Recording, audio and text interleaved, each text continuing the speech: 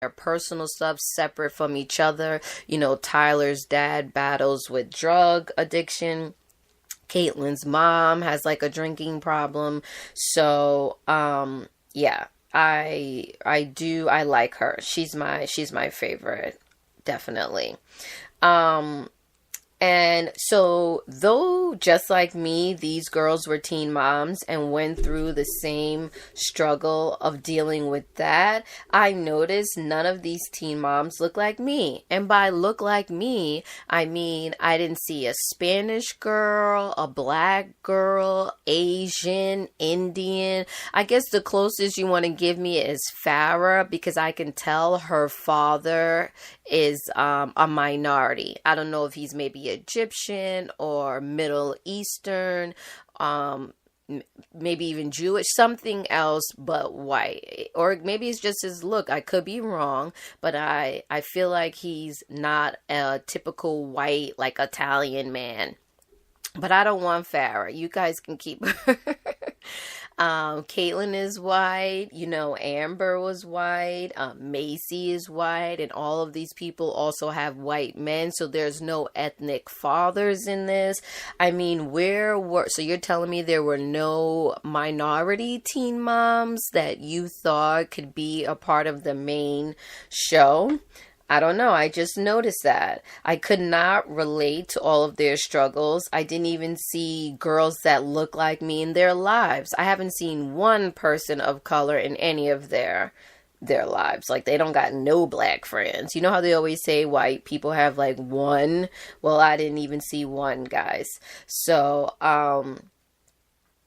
that was a little disheartening for me. It really bothered me because, okay, it's one thing to relate to a life experience, but it's a whole nother thing to relate to your people. Then they added Teen Mom 2. That also had 4 girls who didn't look like me either. Teen Mom 2 first aired in January of 2011, and this was with Janelle Eason, who, I mean, I would have to do a podcast just about her. Because one, I can relate to that girl because she don't pick no good men. She did have the one black guy whose name is on the tip of my tongue, but I can't, it's not coming to me. She did have that guy, but he was an addict. Great. I mean, that's not what I was kind of looking for. She has no respect for her mama, who, mind you, saved her from having to put her son in foster care or up for adoption. Because if she had kept Jace back then, that would have been horrible. It would have been like the worst ever. So the fact that she had a mother who was willing to care for her son, she should forever be grateful, forever. So, I mean, I feel like Janelle to me is kind of like Farrah, just the love-hate. There are some times where she's so amazing. I mean, she has a great smile, great personality, and I feel like she really needs a good friend, not a friend that's backstabbing her and treating her like crap. No, I mean like a legit friend. And then other times I'm like, yo, what the fuck's wrong with you? Like, have a seat and think about this. Her new man, David, is definitely verbally abusing her. I don't want to say physically because I don't know for sure. And I've been abused and I would never wish that on anyone. But yeah, that relationship is a no. That's going to be a nah. I don't know. She needs to get it together. Then there's Chelsea Deborah. I don't really know if I'm pronouncing her name right. Apologize if I didn't. Who I have a love-hate relationship for too. I want to give the good qualities about Chelsea. She is a great mom and probably the most stable of the franchise. I mean, literally, out of Teen Mom and Teen Mom 2, she's probably the most stable. I love her husband. He's funny, he's cute, he's caring. To me, he's what you'd want in a guy and in a stepfather and in a father. But what I personally, and also what she's been through with Adam, I think Adam has really emotionally put her through a lot, and she puts up a good front on TV. I also like there are certain things that she kept private, like her wedding and things like that, that she felt like should be something only celebrated with family and friends. So those are all the great things about her. She has a great support system. Her mom is great. Her dad is great. He's another favorite grandparent of mine.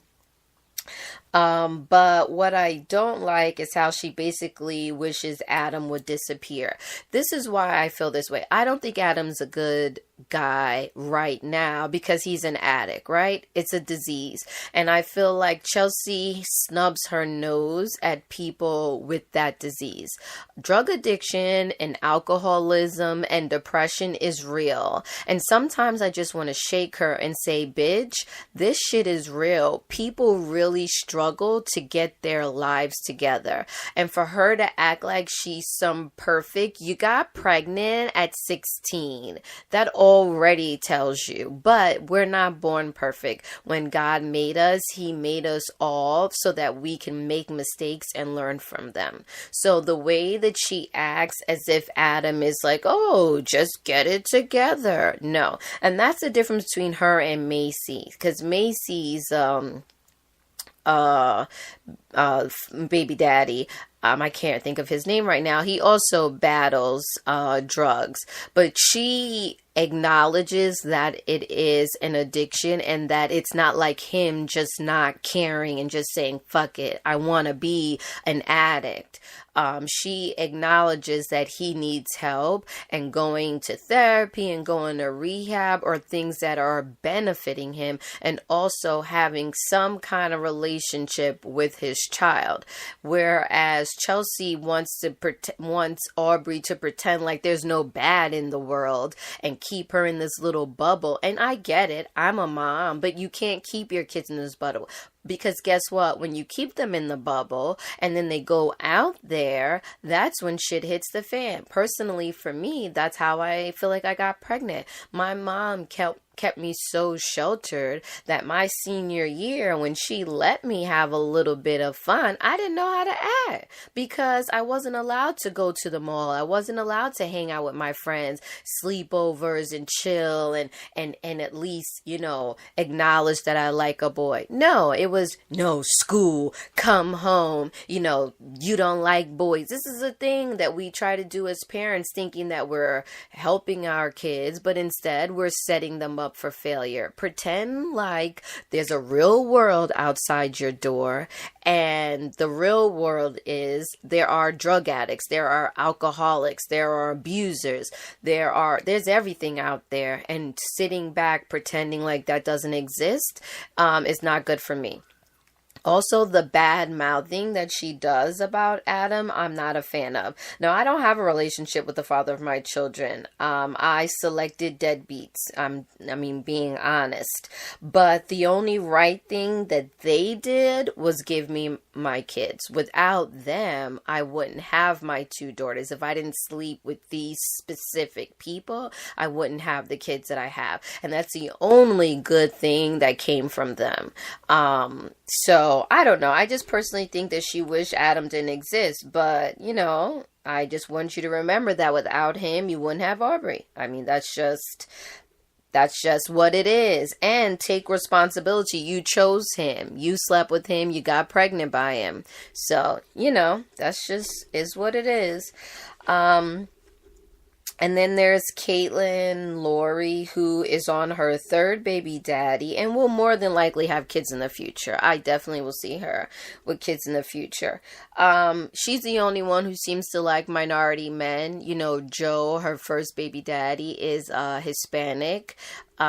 Second baby daddy, Javi, is Hispanic, and third baby daddy is possibly biracial. He's definitely half black, but I don't know what the other half is.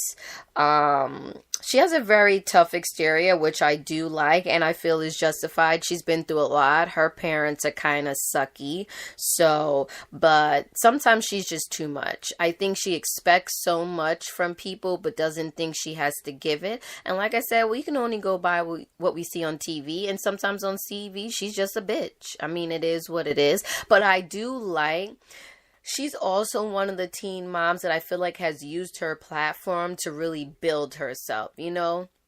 Not just sit at home, collect a check, and take care of your kids and act like me watching this show and the person next to me watching this show is not how you make your money, and really do something. So she's written some books. She has a podcast that I do listen to and I think is really good.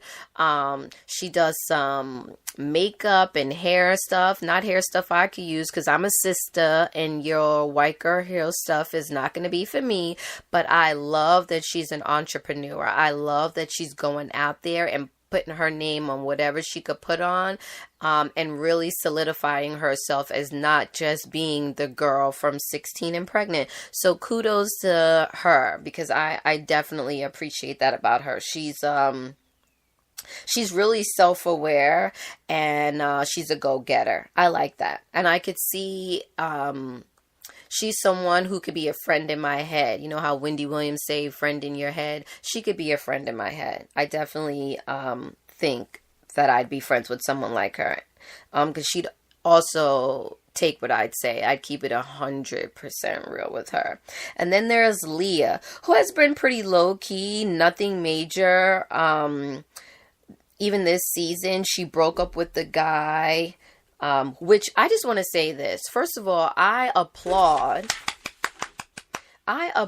Leah for breaking up with that guy. Not saying that I agreed with it or even understood, but as a woman, and she's still young. What is she, like 20? She's between 25 and 27. So I either got like 9 or 10 years on her. I want to say at that age, my dumbass would have stayed with that guy. I so appreciate that she left him knowing that that relationship was not going to work for her. She didn't even hesitate. I mean, she said she tried for a little bit, which is fine. There's nothing wrong with it. I feel like just the minute you feel like shit ain't going your way doesn't mean you should run. So she gave it a little bit of a shot. But the minute she realized that it just wasn't working, she left. And I appreciate that. I don't know too many people her age that would have done that, or just tried to hold on so bad, because she has been through a couple of rocky relationships. So I applaud her for that. I mean, if that's not showing you women empowerment, I don't know what is. So thanks a lot, Leah, showing the young girls that, listen, sometimes it just not gonna work. It don't matter. And it doesn't mean that she still didn't like the guy or that she didn't want it to work. It just didn't work. That's it. And I like it. I appreciate that. But, you know, on the flip side, I wish that she would acknowledge her kids' behavior. The youngest one, even though it can be cute at that age, is not going to be cute when she's 16 telling you off.